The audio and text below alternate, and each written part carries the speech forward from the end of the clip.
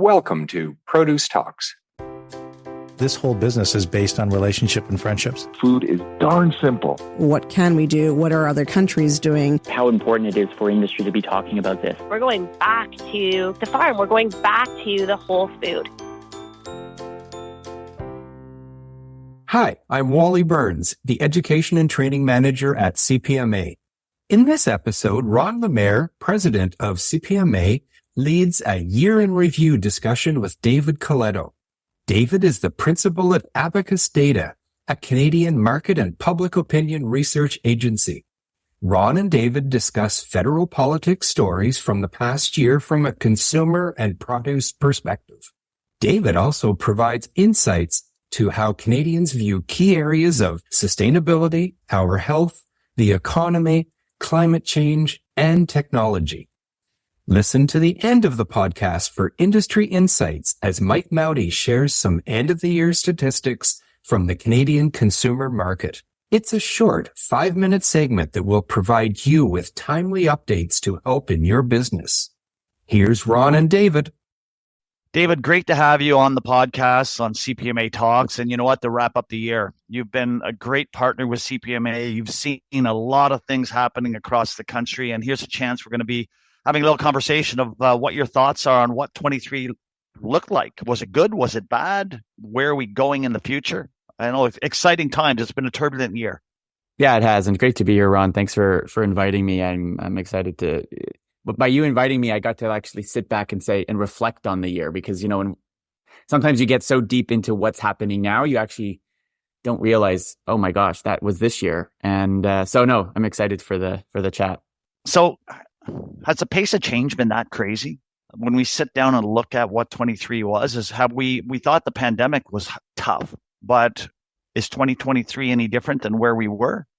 I think it's actually, the pace is higher. I live in the world of perception, studying public opinion, and on a number of metrics, I've seen rapid change in how people are feeling, right? The mindset overall has shifted substantially in the last 12 months from one where people were coming out of the pandemic, I think feeling somewhat hopeful and optimistic that's behind them, to one where the economic circumstances that the pandemic kind of created shifted their mindset to one that was very much built around scarcity, technological change, right? Like the rapid embrace in a way of many consumers and businesses of generative AI and how fast that seems to be moving right now, I think is indicative. And then just the overall geopolitical world from one month to the next, there seems to be a lot of change and there's wars happening and all these things that just I think have made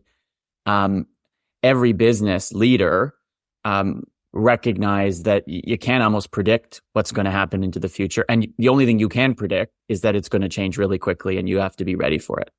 And this is the trick. Is it all of these pieces influencing how we're thinking and moving, or are there any significant global or national trends that you're seeing emerging or evolving in 2023 that's really influencing how business operates, how Canadians are operating or thinking? Is there anything that comes to your mind, or is it the whole, the sum of the whole? Yeah, well, I think, the word of 2022 by the Collins Dictionary was permacrisis. I think it was apt for that year. It's probably apt for this year, for 2023 as well. And, it's a negative framing. It's this idea that they define it as like a period of instability and insecurity. And I know, we've used that word before in presentations to define this era, but it probably is a perma-crisis kind of era, right? But I think the overwhelming force right now that's affecting consumer behavior, that's affecting business thinking and behavior is inflation and the cost of living. I think we have entered a world where whether we ask Canadians what's keeping them up at night, overwhelmingly it is that issue. When we ask them, we've seen the mood of the country drop to its probably lowest level in the 14 years I've been asking people questions as sort of the founder of Abacus. And we ask them why they feel that the country's headed in the wrong direction. And it's almost entirely because of either the housing crisis or the affordability crisis. So I think that plays itself into almost everything else, because when you talk to business leaders, whether I'm sure Ron in your sector or the broader, Canadian or global market, it's the rising cost of everything, labor, inputs, are forcing, I think, them to rethink. So I don't know if this sustains, and we'll see how the economy reacts to the rise in interest rates, and do we slip into a recession, which might then push prices down. But in the short term, that is, I think, what consumers are really focused on, and I think it's going to extend into 2024. Well, and we worked with you to do an October survey of Canadians to really see where their heads were, and I think the number was 73% of Canadians were ranking the cost of living in their top 3 concerns. Like 73%, that's an astronomical number in polling, is it not? It is. It's as close to you get to a consensus, right? And if you actually add housing, you get close to 90% of people putting either one of those into their top 3, right? And I think that is a reflection of we've entered a period where a large part of the electorate, the consumer market, the workplace, they're all connected. We often look at them separate, but they all live in the same world. It's just, and that world influences how they behave in each one of those. Is half of the Canada's population doesn't understand what rapid inflation feels like. I think of my generation and younger. I'm an old millennial, but my parents talk about the 80s and interest rates. Thankfully, we're not at 20% like they experienced, but it has had a shock on people of all income levels. And what we see is that when we ask specifically, how has food prices and the increase in food price affected the way you live? 75%. That number comes back who say it's had either a severe impact on their behavior or a substantial impact. And so I don't think there's very many people who will look at what's happened in this market over the last year and a half and say, my life hasn't had to change in some way. Some severely, right? Worried about becoming homeless, worried about not being able to feed their families. The most, food bank use up at levels I don't think we've seen in a very, very long time in Canada, to middle and upper middle class families who are just making different choices about how they spend their money.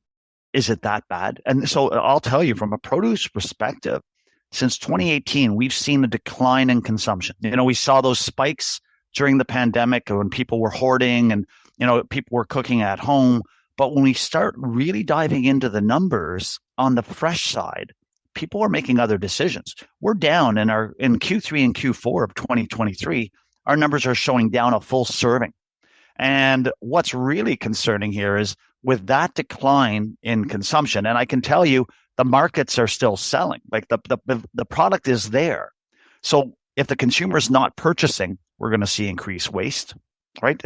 If the product's not going into the consumer's basket, it has to go somewhere, hopefully to a food bank. But if not to a food bank, it's going into composting and unfortunately landfill, which drives GHG emissions. Like, there's a whole bunch of other pieces to this puzzle that when we look at inflation really starts changing our sustainability views and everything else that comes down the pike. But we're going to get there in a second. Listen, 2023, port strikes, food inflation, weather, right? We start looking at, you mentioned the geopolitical environments, but let's talk a little bit about the Canadian political landscape. I see your polling data that you put out into the market. It's been a tough ride for the government. And where are we going?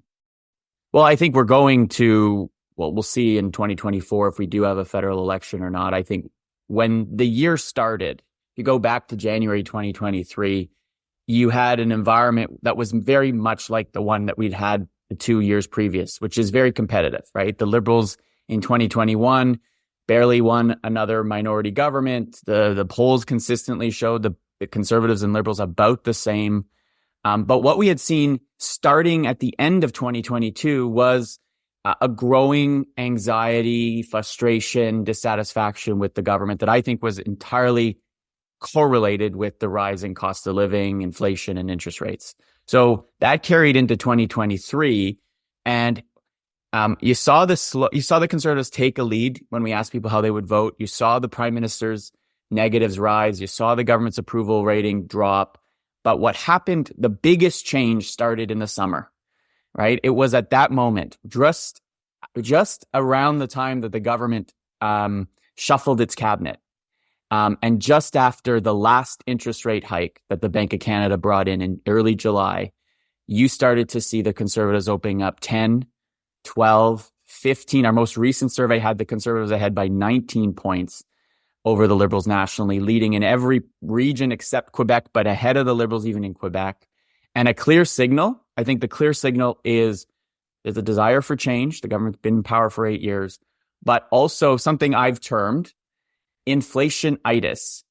Inflation-itis has inflicted this government like it's inflicting almost every government around the world, whether it's Joe Biden, whether it's the UK Tories, whether it's Germany. I went and looked at all the polling data for all these countries, and all of these incumbents, even ones that were just elected, are seeing their numbers drop. And I think inflation is the key driver for that. So, it's funny, and history, you always go back and look at everyone criticizes the government when they're in power. And sometimes you have to take years of them being, out of power to look at how they navigated. They were successful. There have been turbulent times. We can't throw the baby out with the bathwater and say this Liberal government was totally bad. They have navigated a country through a time I don't think, hopefully, other generations won't see for a while. But I want to go back to some interesting data that I saw you put out around the leadership. And the question around, if Prime Minister Trudeau were to step down, would that influence a change in electoral influence or election results? And I found that really interesting because I know when Pierre Poilievre was first elected as leader, there was some concern on the alienation based on his political positions at that time. Has he done that good of a job on repositioning himself for the Canadian electorate and for a broader base of Canadians? I think the first stage is most of the reason I think why the Conservatives at this place are such a dominant position is more of a rejection of the Liberals and Trudeau than an embrace of Poilievre. But that's not to say that he's had that party and himself haven't been successful. I mean, they spent the summer spending millions of dollars introducing himself to some Canadians, reintroducing himself to others, where none of the other parties were doing that.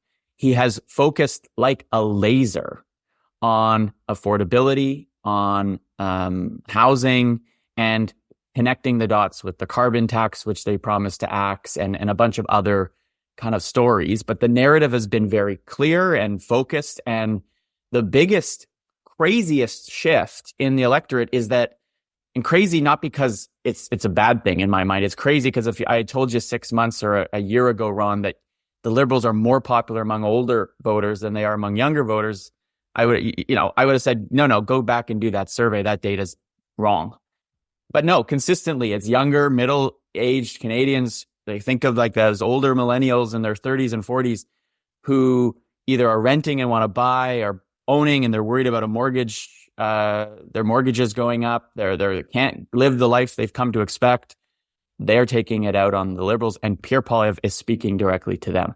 And so I think he's been very successful at both trying his might to keep the party focused on the things that people want them to focus on. And at least for now, and there's still lots of likely time before the election, people haven't really given thought to what a conservative government would mean. And so he's operating, as most opposition party leaders do, without much scrutiny yet, right?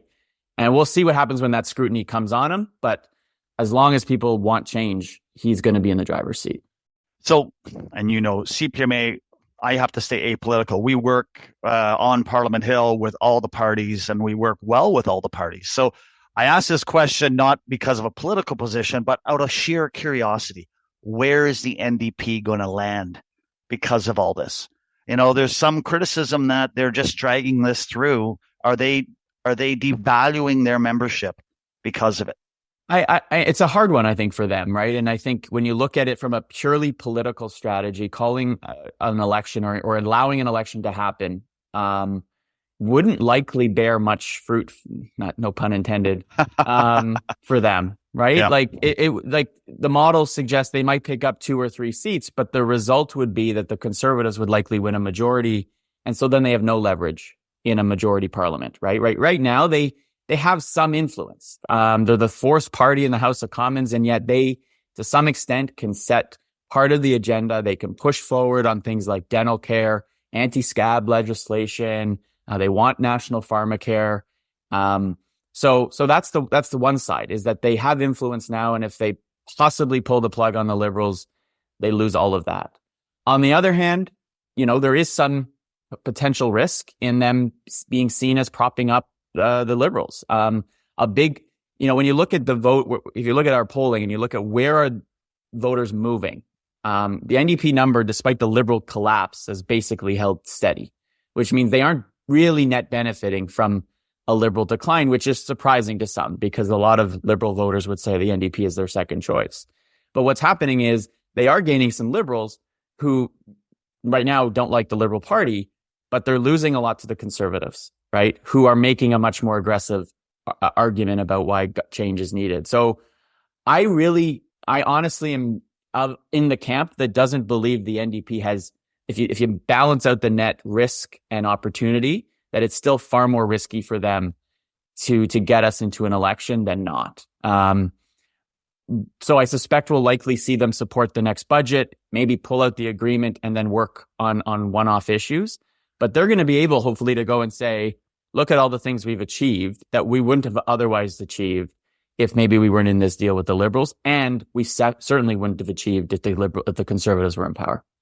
You know what, political theater in Ottawa, and I know we could probably talk about it for not only a full 30 minutes, but probably for a few hours. But it's really interesting to see where this is going. And I want to maybe spring from this into, what does this look like when we start seeing some of the sustainability thoughts, some of the market thinking around sustainability? I know in our sector, we're quite aggressive right now on how do we support sustainability? How do we drive change? We have for years. 2019, we came out in an aggressive way looking at how do we reduce problematic plastics. Our industry, from water, from on the farm to ensuring the right inputs are used. We are stewards of the land to make sure the Canadian public can get the best quality fresh fruit and vegetables possible, because the global market, doing this on a global level, is key. Where do you see the sustainability agenda moving? I know the current government is very aggressive on pushing forward. Good, bad, there's a whole bunch of debate right now that it's just going to drive food costs. What is the issue? Yeah, well, let's start with the consumer first. And you ask, what does the consumer want? And we've done some research together, Ron, where we looked at this. And I think the simple answer is, which is often the case, the consumer wants it all. They want they want lowest prices possible, and they do want industry and retailers and everyone is part of the supply chain to take sustainability seriously, right? They're, on the one hand, they say, yes, we want to see single-use plastic and just general plastic use reduced. But on the other hand, we don't want to see that affect food waste, the price of or availability of the things that we love to eat, right?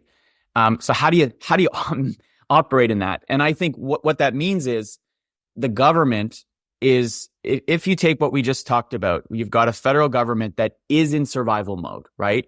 And is either going to be doing things over the next 2 years that they believe will help it get through and perhaps win the next election. Or, and this is the more perhaps risky side, they are going to realize they're not likely going to win. And so it's all about legacy. It's all about putting in place things that make it hard for the next government to unravel. And a perfect example of that is around the carbon price. I don't know the exact term for it, but they've put in, it looks like they're going to put in a mechanism that would, require the governments of the future to pay big money to businesses who make decisions based on whatever that carbon price might be. And so could they be doing more of those kinds of things? What I see from the general public's perspective is, the extreme weather, the wildfires, the flooding that we saw in the spring and summer of this year did spike interest and focus on climate and sustainability from a consumer or voter lens. But it's subsided again, right? Like, this is how, when I talk about how fast things move, one of them is, what are people focused on? And the cost of living remains the number one thing. So I do think that there's going to still be interest. Policy direction federally is going to be pushing on sustainability. I think Trudeau and Minister Guilbeault believe that this is their legacy. This is fundamental to who they are. And it's the one issue I'll say, Ron, that when you ask Canadians, which party do you think's best on climate and the environment, the Liberals win on that one. That's the only one they win on. Sure. But the trick is once the consumer understands what it means, because I agree, every consumer is going to say motherhood and apple pie, what's best for the environment. Do they really understand the question and the unintended consequences based on policy that's being discussed? This is the complexity of it all. When you really dive deep and start then asking consumers, if we do this, it means 20 to 30% more on your food prices, your produce prices, or a reduction in access. No more bag salads, no more clamshells, a range of other products in the market that disappear. The convenience side. I know this is what's interesting, where we start asking those questions. We start hearing from consumers saying, that's not what I mean, right? This is that challenge. And it is. And I think this is the challenge the government faces, in that they are likely going to be replaced by a government who won't be as, let me say, fundamentalist on a lot of these issues, right? They will likely continue some sustainability agenda, but it will not be as aggressive, and it will not be as, I suspect, as top down, right? With industry as the Liberal government is. And I think it's because, and Pierre Poilievre actually interestingly went to Bay Street last week and made a speech at a C.D. Howe Institute event where he basically said to corporate Canada, I will not be your friend, right? Don't expect me to be your friend, but expect me to do public policy that your workers want and your consumers want. So is that a shift from the traditional conservative message? Like, that's an extreme message in my mind. It is. And it's deeply populist in its underpinnings, right? And when I say populist, I don't mean like the racist nationalist version of it. I mean the people will drive our agenda. And I think he will not be a leader. He's not going to be a conservative leader in the frame of certainly Brian Mulroney, right? Who probably was a very pro-business, competitive, like wanted to improve Canada's competitiveness. Even to some extent, Stephen Harper, as an economist, understood some of that.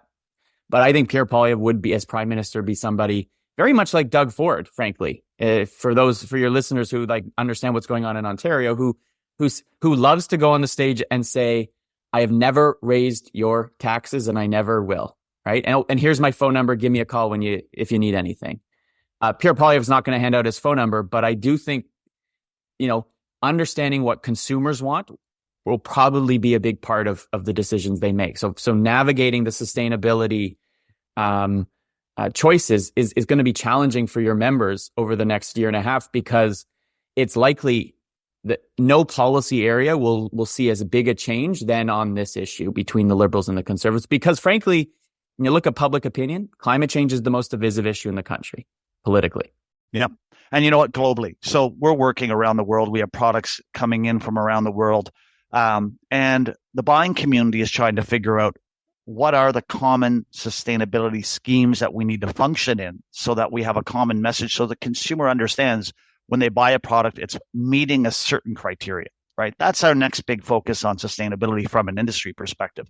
How do we align schemes? How do we bring a harmonized approach, not only domestically, but globally, just like we did it on food safety back in 2000, right? This is really the new food safety, sustainability driving forward. So it's going to be interesting. Let's sit back and talk quickly about the consumer. Health and wellness was top of mind during the pandemic. Major trends have shifted over the last year. What have you seen that has really been of interest to you on the consumer? We talked a little bit about it earlier, but can we dive deeper on that? Yeah, I think there's a few things that are interesting to me. One is at the beginning of the year, when you asked Canadians, what are going to be your priorities for the year? And I think they often say this. It was two things. I want to rebuild relationships that perhaps have frayed over the pandemic.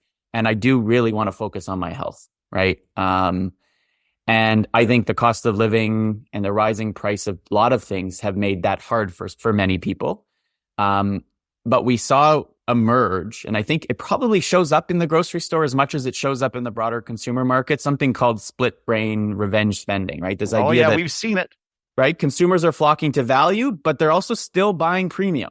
Like this story of how airlines are reporting that the purchasing of business class or first class tickets, not by businesses, but by consumers who are like, okay, I'm going to Europe this year. We're going to splurge and we're going to sit in the front of the plane, was something that happened this year, in large part because a lot of consumers had this built up savings coming out of the pandemic that they could kind of use. So they knew the costs of things were going up. So they were going to maybe they were going to, in the grocery store, go buy private label, grocery products. Yep. We've seen them move to discount down on produce, right? Maybe buy more frozen or canned or whatever that might be, as long as but then still from time to time splurge on the product they love or that they feel is kind of a premium thing, whether that be clothing or travel or even probably some food or eating out. Maybe they'll eat out less, but they'll eat out at the higher price point. So that was one thing that was interesting. I suspect that's likely going to change going into 2024 if the economic data holds and that all of that savings has now been depleted. And so to do some of that premium spending, you're going to have to go into debt, and that debt's very expensive now, right? So households who go into debt are going to pay the price for that. And we know, for example, in Canada, I think 60% of mortgage holders are going to renew in the next 2 years. That's going to add, I think, some challenges on the discretionary spending side. So that's one. On the health and wellness, I'm fascinated by drugs like Ozempic, right? These drugs that were designed primarily for diabetes, but now are being used and have become kind of cult-like in some places to help people restrict their appetite. Basically, I don't understand the science, but it makes you less hungry and it makes you feel full faster, right? Heading into the Christmas season, I could use some. I'm just saying. But apparently you can't get your hands on it, David. You can't get your hands on it. No, and that's my point. And we asked in a survey we did a few months ago, we asked Canadians, are you using this or have you used it? And it came back with a surprisingly high number, 2.4 million, 8% say they are using it right now. Wow. And I haven't been able to get validation from anybody to say is that accurate, which tells me it probably is if they don't want to admit it. And the shortages that pharmacies that say they are seeing is real.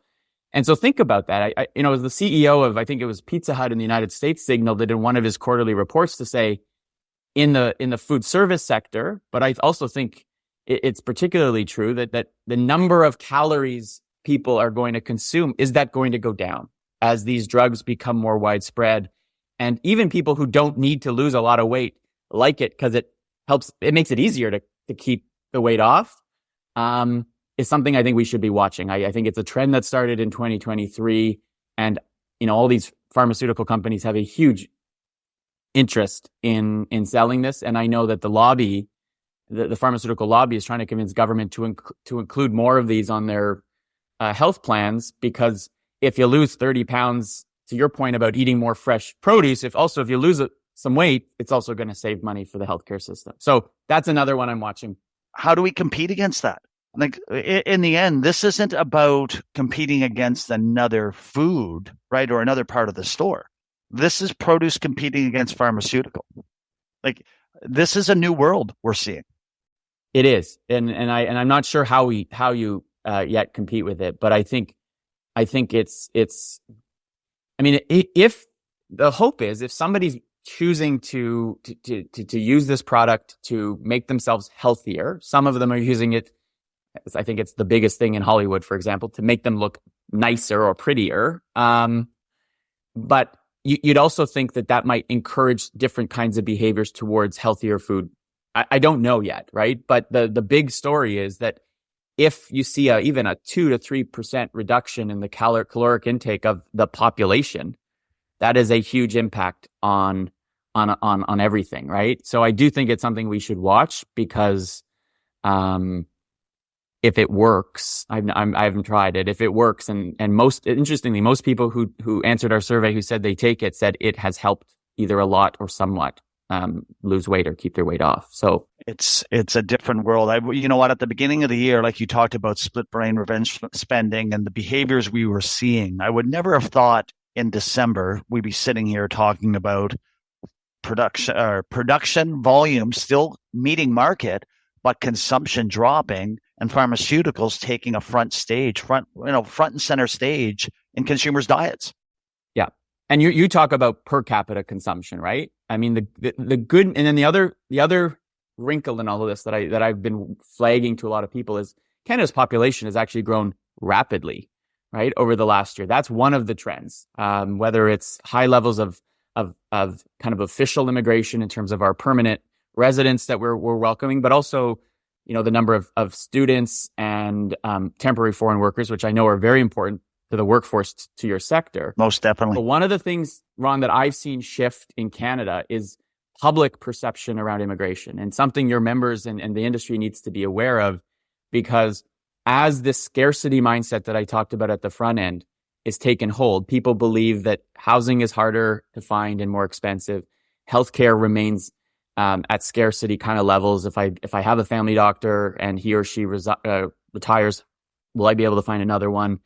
And there's a broad understanding that Canada is growing really quickly. That's putting pressure on public opinion about immigration. That hasn't turned into political change or policy change yet. This is a slippery slope.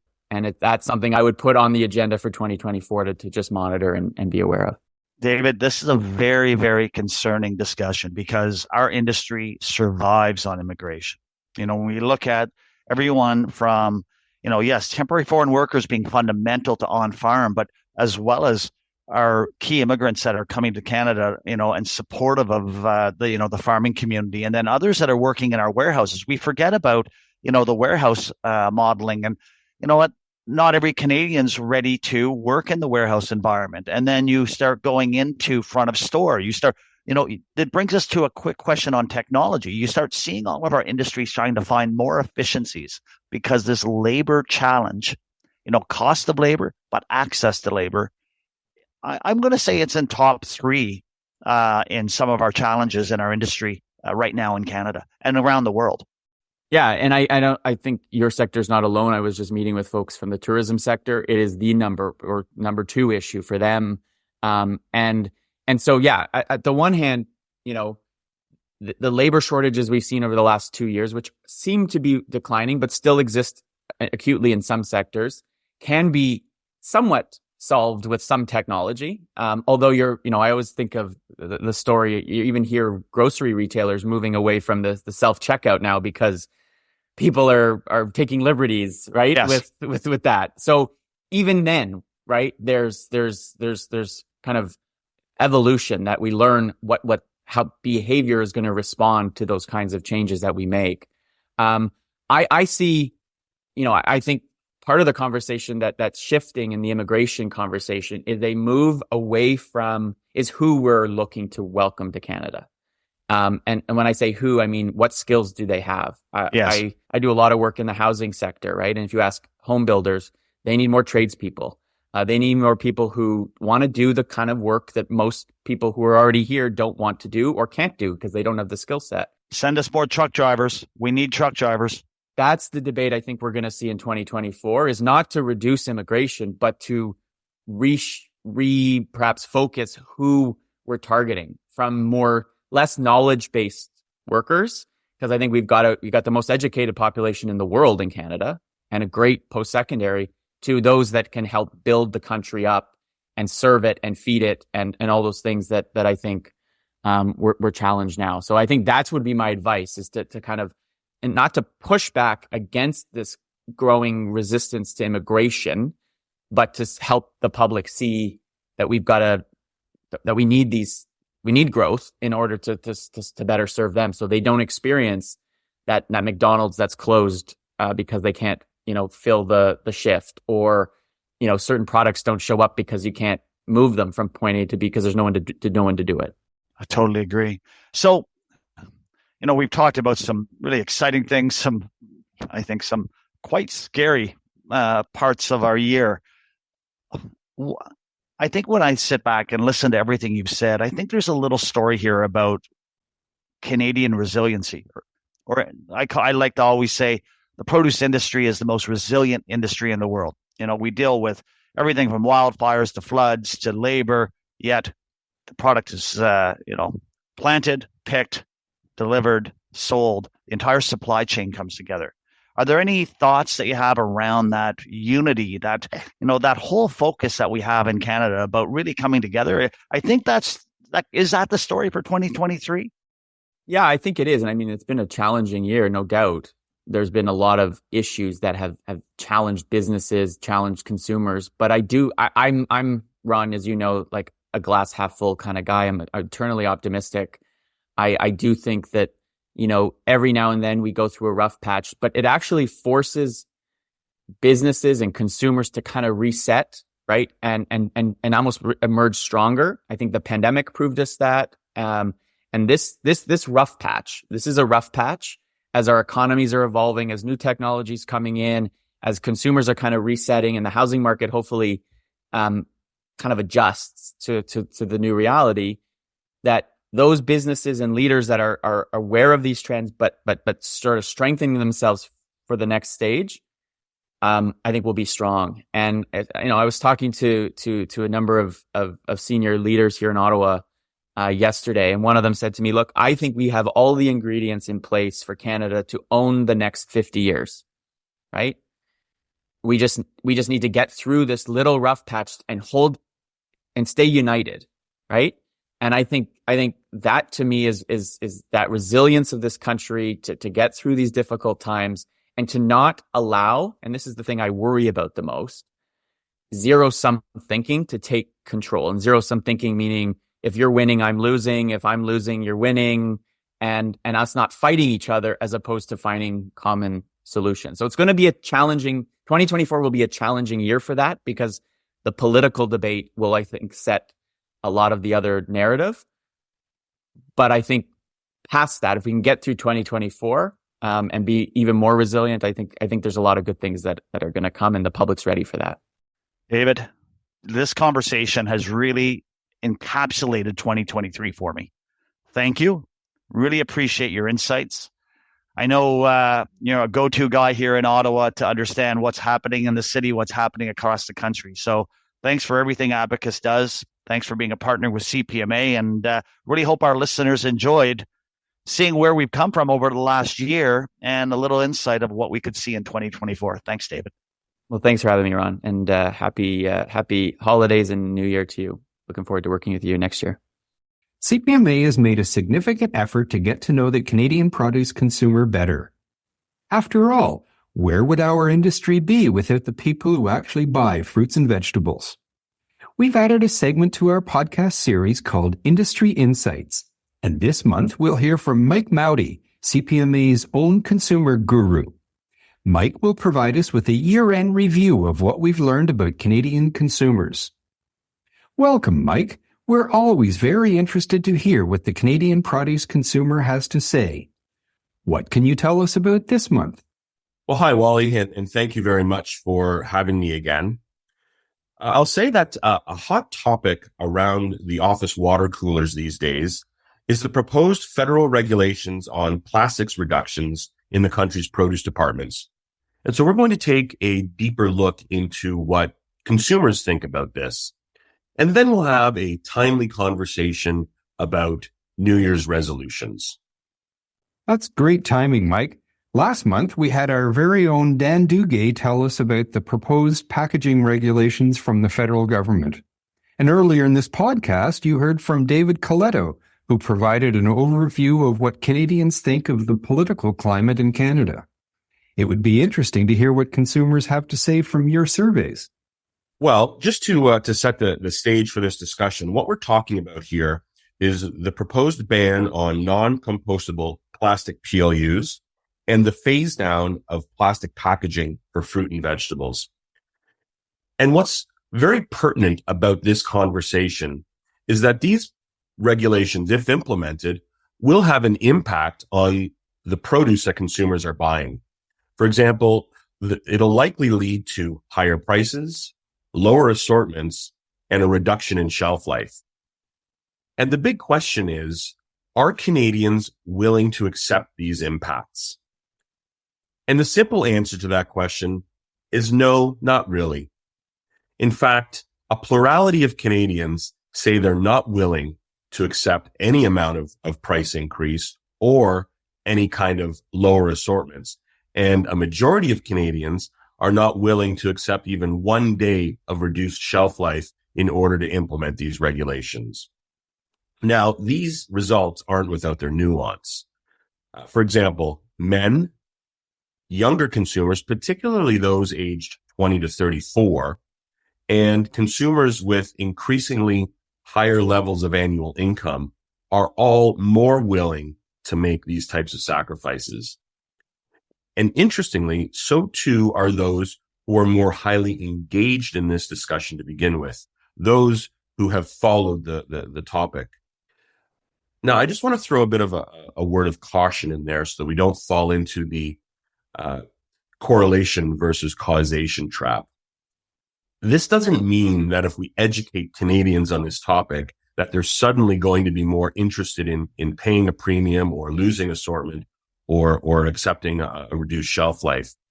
More likely what's happening here is people who are apt to accept these types of sacrifices are also the type of people who will source out this type of information for their own interest.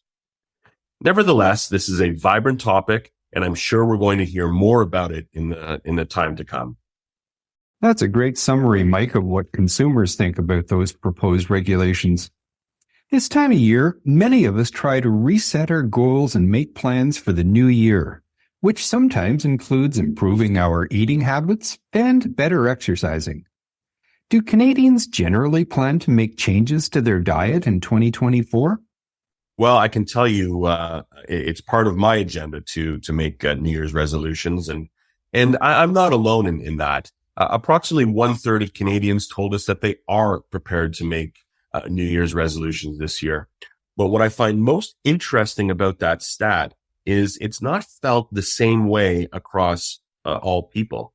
For example, the youngest generation, again, those aged 20 to 34, are more than 50% likely to set a New Year's resolution. So they're much more apt to set this betterment pact with themselves than are those who are older. And as a comparison, those aged 65 and older, only about 1/6 of them tell us that they're prepared to make New Year's resolutions. But what's most interesting to the listeners of this podcast is for those who say they are going to make a New Year's resolution, about 3/5 of them have said that they plan to eat more fruits and vegetables as part of their New Year's resolution. So that's really good news for us. But again, just like those who are planning on making a resolution to begin with, younger people are looking to include fruits and vegetables in their New Year's resolution. So the moral of this story is in the new year, we can expect to see more younger people in our produce departments. Excellent. Thank you for your insights, Mike. We look forward to hearing more from you in 2024. Sounds good. I look forward to it. Thanks, Wally. Thank you to David Coletto and Ron Lemaire. And to the listeners, thank you for listening. Remember, you can subscribe to Produce Talks at Google or Apple Podcasts, Spotify, and on most other podcast players. I do want to wish everyone happy holidays and hope for a peaceful holiday season. Until next time, fill half your plate with fruits and veggies, continue to seek out new knowledge, and basically never stop growing.